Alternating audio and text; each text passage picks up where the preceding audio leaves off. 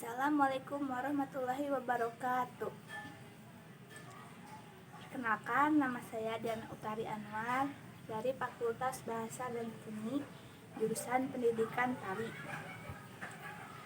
Kali ini saya akan memenuhi tugas video mata kuliah Pengantar Kewirausahaan yang berjudul Analisis Lingkungan dan Peluang serta Ide Wirausaha.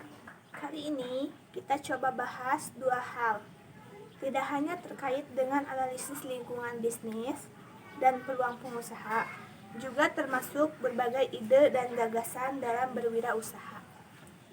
Artinya gini, begitu pentingnya lingkungan, begitu pentingnya peluang bagi para pemulai yang ingin membuka satu bisnis usaha. Sehingga memang perlu analisis, pikirkan sebagaimana rupa. Apakah peluang-peluang yang muncul? Apakah lingkungan bisnis yang akan dijadikan sebagai subjek atau tempat kita mengembangkan usaha? Itu memang menjadi satu titik yang memberikan dampak baik atau memang perlu dimanfaatkan, diambil satu kebijakan keputusan. Akhirnya inilah yang menjadi pilihan. Keberanian, kemampuan, analisis, ketepatan untuk melihat segala sesuatunya sangat amat diperlukan, makanya perlu eksplorien. Perlu banyak belajar, banyak bertanya, banyak diskusi, banyak merasakan, memainkan keseluruhan panca indera dan insting bisnis yang kita punya. Kita mulai dari analisis lingkungan bisnis. Lingkungan apa sebenarnya yang terkait dengan apa yang akan diperbincangkan? Khususnya kalau ada organisasi atau lembaga, maka secara tidak langsung akan muncul dua istilah, yaitu lingkungan internal dan lingkungan eksternal. Internal artinya lingkungan yang terkait dengan ekstensi sebuah organisasi. Sedangkan eksternal adalah lingkungan di mana kondisi-kondisi atau situasi yang terkait dengan kegiatan operasional organisasi dan bagaimana kegiatan operasional ini bisa bertahan. Nah, ini menjadi dua jenis lingkungan ketika kita ada di areal organisasi. Artinya, lingkungan menjadi satu kondisi, satu keadaan, satu tempat di mana peluang-peluang bisnis itu harus menjadi dasar dan pertimbangan ketika memulai sebuah usaha. Kenapa bisa begitu? Karena internal dan eksternal akan memberikan dampak hal mempengaruhi sedikit atas proses eksternal atas bisnis yang kita usahakan. Lingkungan eksternal pada akhirnya juga terbagi menjadi dua. Lingkungan yang pertama yang terkait langsung dengan kegiatan operasional kita. Operasional organisasi atau seringkali dinamakan sebagai lingkungan mikro dari organisasi dan lingkungan yang terkait secara langsung dengan kegiatan operasional organisasi atau lembaga-lembaga. Atau sering juga disebut dengan lingkungan makro. Jadi, eksternal itu ada mikro, ada makro. Sekali lagi saya ingatkan, lingkungan mikro berarti terkait secara langsung dengan kegiatan operasional. Sementara yang tidak, kita menyebutnya dengan lingkungan makro. Ini sekedar menambah wawasan untuk pertimbangan demi melihat dan menganalisis dengan melihat kondisi lingkungan itu pada akhirnya memberikan satu statement kecil untuk Anda dalam rangka mengambil kebijakan dan keputusan dalam kondisi yang sebenarnya ketika membuka satu bisnis usaha. Bagaimana dengan lingkungan internal? Lingkungan internal pada prinsipnya, kalau secara teori kita melihat adalah berbagai hal atau berbagai pihak. Jadi berbagai hal, berbagai pihak itu bisa dihitung dalam konteks lingkungan yang terkait langsung ataupun tidak dengan organisasi, dengan kegiatan sehari-hari kita. Di dalam lembaga atau organisasi yang mempengaruhi langsung terhadap setiap program, setiap kebijakan, setiap keputusan, bahkan hingga denyut nadi dan jantungnya, organisasi yang termasuk organisasi ini adalah yang mulai dari owner atau pemilik organisasi, para pengelolanya, para staf, para karyawan, serta lingkungan fisik organisasi itu sendiri. Nah, bagaimana dengan lingkungan eksternal? Dalam kegiatan operasional perusahaan akan berhadapan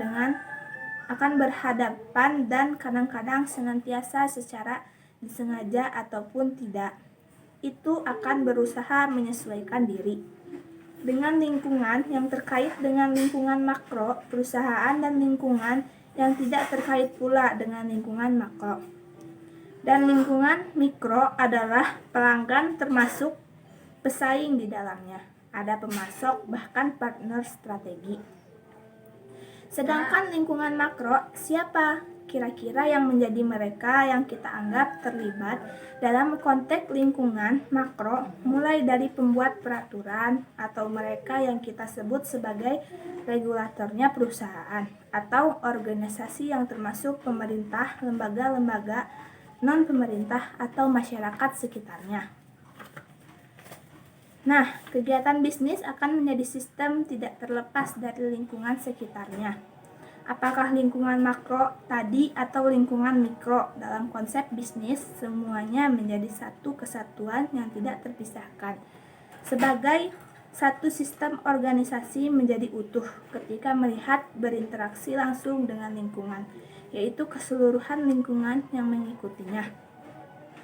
Dan organisasi bisnis berada dalam satu lingkungan, dan lingkungan ini adalah yang dapat menjadi faktor pendorong bahkan sekaligus akan menjadi faktor penghambat organisasi bisnis. Pada dasarnya, ada dua faktor lingkungan yang memberikan pengaruh pada aktivitas bisnis yang akan kita lakukan. Dan ini menjadi pertimbangan cukup matang, yaitu lingkungan kerja dan lingkungan sosial.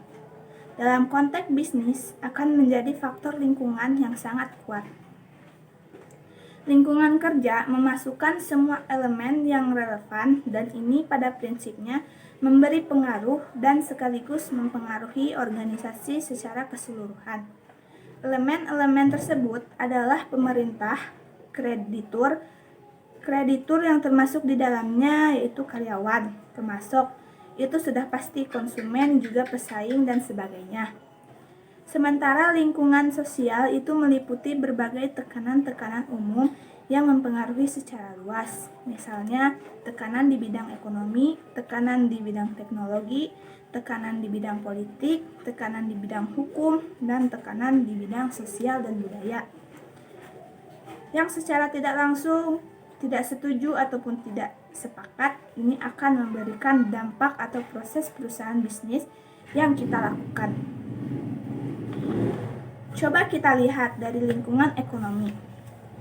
Satu masyarakat itu bisa digolongkan ke salah satu sistem perekonomian, yaitu kapitalisme, sosialisme, dan komunisme. Misalnya pasar bebas, sedikit banyak fasilitas terkait atau terpengaruh lingkungan perekonomian.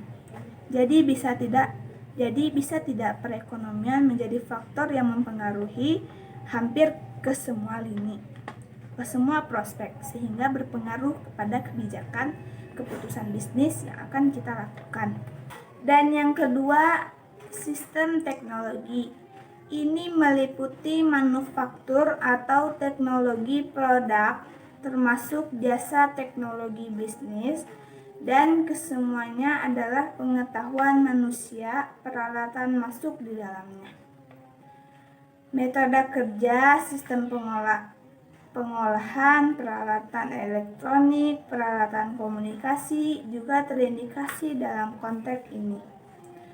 Perangkat keras, perangkat lunak, dan semua hal yang kaitannya dengan perkembangan teknologi itu semua digunakan dalam konteks bisnis, termasuk dalam lingkungan teknologi. Dan yang ketiga, sistem politik. Ini menjadi hukum perusahaan pada akhirnya berada dalam satu kerangka hukum, sehingga faktor ini mempengaruhi berbagai keputusan transaksi dari perusahaan atau organisasi bisnis kita.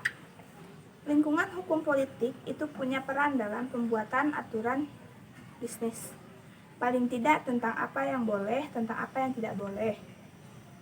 dilakukan dalam bisnis dari satu kebijakan yang seharusnya kita buat sampai batas mana yang tidak bisa kita laksanakan.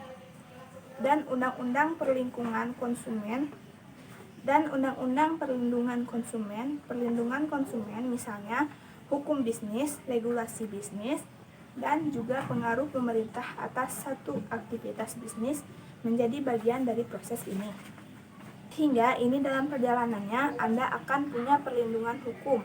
Kita akan tahu sudut pandang kita sendiri dan sudut pandang hukum melihat kondisi dan konteks yang terjadi. Sehingga kita tahu persis kedudukan posisi kita akan aman atau tidak. Jadi mau tidak mau secara tidak langsung mulai hari ini ketika ingin mengembangkan wilayah bisnis yang besar, next kedepannya suatu saat Anda akan menjadi pebisnis hebat, wirausahawan yang luar biasa. Maka tidak hanya lingkungan ekonomi, tapi juga persoalan hukum, politik harus dipahami dan dipelajari. Yang terakhir adalah sosial budaya. Ini berhubungan dengan adat istiadat, karena kita ada di setiap tempat dimanapun posisi bisnis kita berada, akan dipengaruhi oleh adat budaya setempat. Kebiasaan, nilai, karakteristik, demografi, termasuk masyarakat lokasi tempat usaha kita berada. Ya mau tidak mau karena kita berada di tempat orang lain, kita yang harus menyesuaikan diri. Karena kalau tidak, kita yang rugi. Karena ini juga memberikan pengaruh dan dampak yang tidak langsung bagi proses pengembangan dan justru menghambat bisnis kita. Dan pilihan termasuk selera konsumen yang berbeda-beda variasi dan berubahnya waktu tertentu dan untuk setiap daerah yang tidak sama. Meskipun lingkungan sekitar merupakan faktor yang tidak dapat dikendalikan, namun manajemen harus senantiasa mengupayakan agar aktivitas yang dilakukan tidak bertentangan dengan lingkungan. Baik, kita lanjut ke analisis peluang usaha. Ini harus perlu pertimbangan yang cukup matang, perlu energi, perlu experience. Makanya memang orang-orang yang bergerak di dunia usaha akan lebih baik membaca, melihat menggunakan panca indera untuk memanfaatkan sekaligus memahami peluang-peluang usaha ini. Kita kaji yang pertama, bagaimana memahami pasar dan pelanggan. Ada beberapa catatan yang mesti kita pahami. Yang pertama, seorang wirausahawan bisnismen mesti mempelajari dan memahami kebutuhan, mempelajari keinginan dan permintaan masyarakat. Karena kita punya usaha, berarti sesuai dengan keinginan dan harapan masyarakat, bukan harapan kita. Jangan terbalik berpikirnya. Harapan kita belum tentu sama, tapi harapan masyarakat secara umum, karena mereka akan menjadi calon konsumen. Dan yang kedua, seorang wirausahawan merancang penawaran pasar yang memuaskan sekaligus membangun keuntungan pelanggan untuk menangkap nilai seumur hidup bangsa pelanggan yang lebih besar. Yang ketiga, seorang wirausahawan mesti mempunyai orientasi yang jelas pada hasil dari memahami pasar itu peningkatan pendapatan yang mestinya jangka panjang. Contoh di jangka pendek, mungkin menggantungkan tapi perspektif berpikir harus jangka panjang. Kalau hari ini rugi, kalau memang memungkinkan untuk 2 atau 3 untuk 10 tahun ke depan besar kemungkinan efek positif. Jadi jangan takut rugi dulu. Kebutuhan atau pernyataan perusahaan, kekurangan yang dirasakan oleh manusia. Kalau keinginan kebutuhan kita, kebutuhan manusia yang dibentuk oleh budaya kepribadian. Sementara permintaan adalah satu hal yang didukung oleh daya beli dan keinginan akan menjadi permintaan. Dan bagaimana dengan penawaran? Penawaran merupakan kombinasi produk, jasa, informasi, atau pengalaman yang ditawarkan. Ingat, seorang wirausahawan butuh kepandaian dan mereka butuh kecerdasan dalam membaca peluang bisnis.